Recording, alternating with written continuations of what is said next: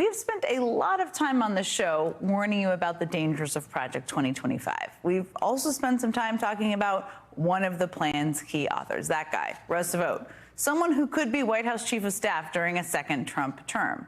Well, this week, we watched Russ Vought explain to undercover reporters that he is personally overseeing the drafting of hundreds of executive orders, regulations, and memos to help make Project 2025's radical goals a reality. And while Trump and his allies claim they know nothing about Project 2025, Vought managed to undermine that claim at literally every turn. I don't know what the hell it is. It's Project 25. He's involved in Project. And then they read some of the things, and they are extreme. I mean, they're seriously extreme. He's running against a brand. He is not running against any people. Okay.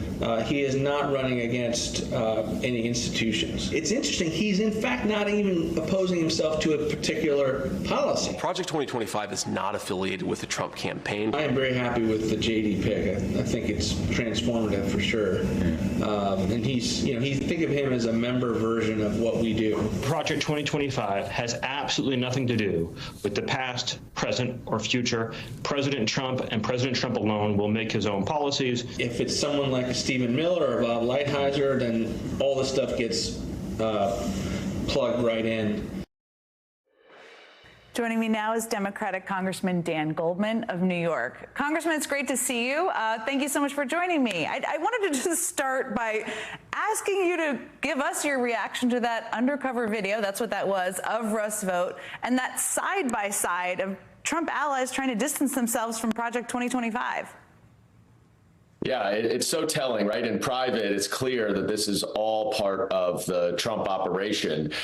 You don't have to look far. Russ Vought was the Office of Management and Budget Director under Donald Trump. John McEntee is another head leader of Project 2025. He was Donald Trump's personnel manager. Dan Lanz just left, even though he was a big part of Trump's operation. And let's not forget, Jen, this is called Project 2025. It is not called Project 2029. It is not called Project of the Future. Donald Trump has been the clear presumptive nominee since January 7th, 2021. And we all know that this is exactly what they are gearing up for. They have a massive Rolodex of people that they want to plug into the Trump administration. There has been a tremendous coordination behind the scenes.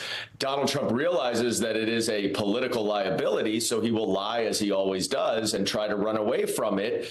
But he can run as far as he wants, and Project 2025 is going to follow him.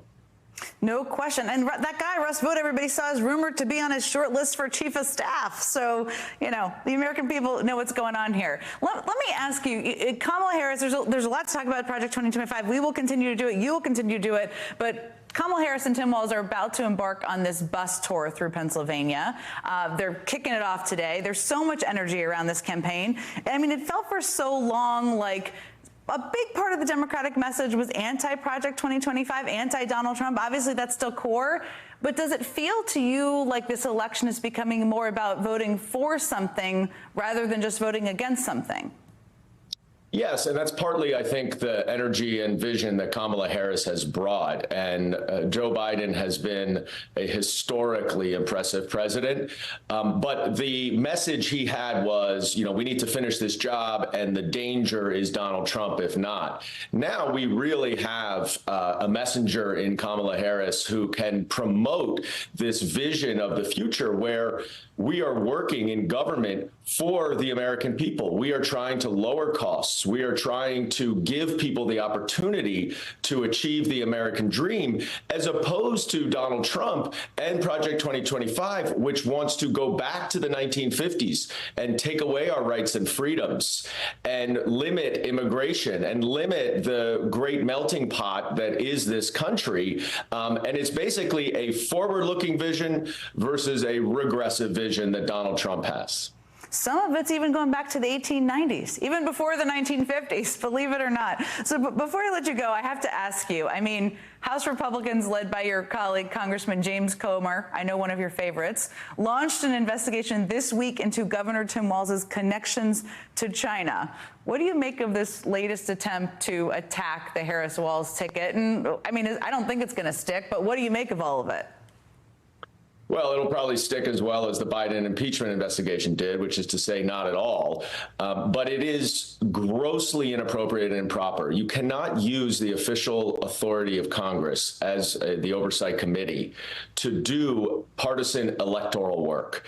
And we made that clear that that's all the Biden impeachment investigation was for a year and a half.